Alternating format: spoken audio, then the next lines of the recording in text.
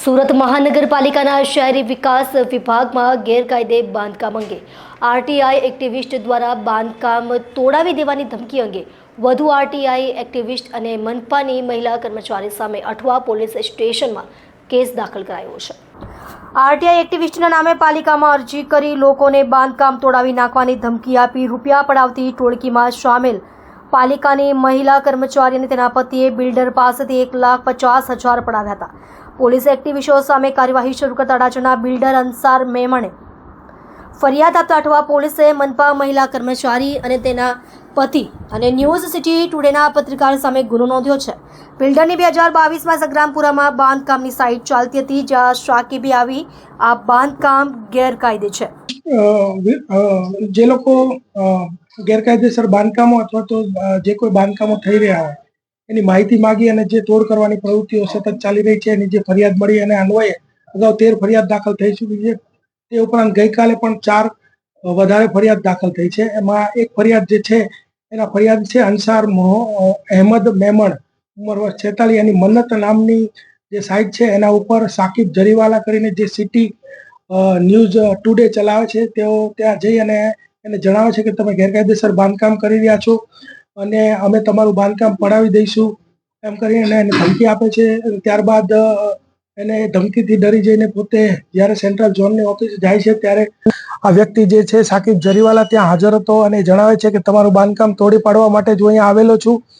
અને ત્યાં એક સ્ત્રી સાથે વાત કરતો હતો, જે સ્ત્રીને બતાવે છે કે અમારી પત્ની છે રૂબીનાબેન, અહીંયા એ નોકરી કરે છે અને ઉચ્ચ અધિકારીઓ સાથે એને સંપર્ક છે, એટલે તમારું બાંધકામ ક્યારે બચવાનું છે નહીં। ત્યારબાદ આ વ્યક્તિ જે છે એ બાંધકામની સાઇટ ઉપર આવ્યો અને ત્યારે એને 1.5 લાખ રૂપિયા માંગ્યા અને ત્યારબાદ કોઈ પણ રીતે આ વ્યક્તિથી છુટકારો મેળવવા માટે અંસાર અહેમદ મેમણે એને 50,000 રૂપિયા આપી દીધેલા અને 50,000 રૂપિયા આપ્યા બાદ પણ આ વ્યક્તિ સતત એની પાસે પૈસાની માંગણી કરતો હતો અને બીજા 50,000 રૂપિયા લઈ ગયો હતો। ત્યારબાદ જાન્યુઆરી 2023ના જાન્યુઆરી મહિનાની અંદર એ આવ્યો અને કીધું કે હજી 50,000 રૂપિયા તારે આપવા પડશે, સતત હું જ્યાં સુધી કહું નહીં ત્યાં સુધી તારે પૈસા આપવા પડશે। એની પત્ની રૂબીનાબેને પણ એવું કહેલું કે ભાઈ તારે જ્યારે આ સાકિબ જરીવાલા આવે ત્યારે પૈસા આપવા પડશે।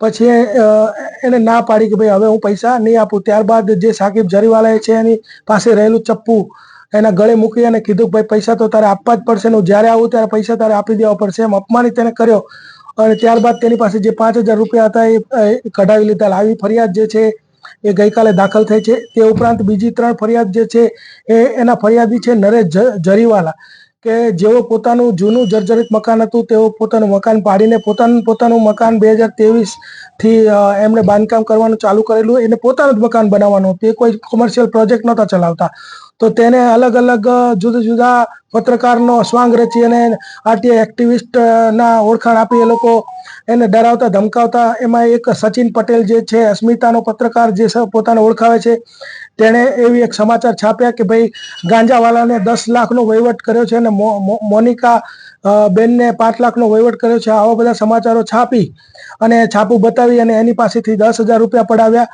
ત્યારબાદ પ્રોફેશનલ ક્રાઇમ જે ચલાવે છે રમેશ જાંગીર, એને એની પાસેથી 12,000 રૂપિયા પડાવ્યા અને ત્રીજો એક વ્યક્તિ છે જે ક્રાઇમ ન્યૂઝ 4 ચલાવે છે ફિરોઝભાઈ શેખ, કે જેણે 13,000 રૂપિયા પડાવ્યા। આમાં આ ત્રણેય વિરુદ્ધમાં અઠવા પોલીસ સ્ટેશનની અંદર ખંડણીની ફરિયાદો દાખલ કરવામાં આવેલ છે અને આ જે 4 ફરિયાદો છે એ ગઈકાલે દાખલ કરવામાં આવેલી છે।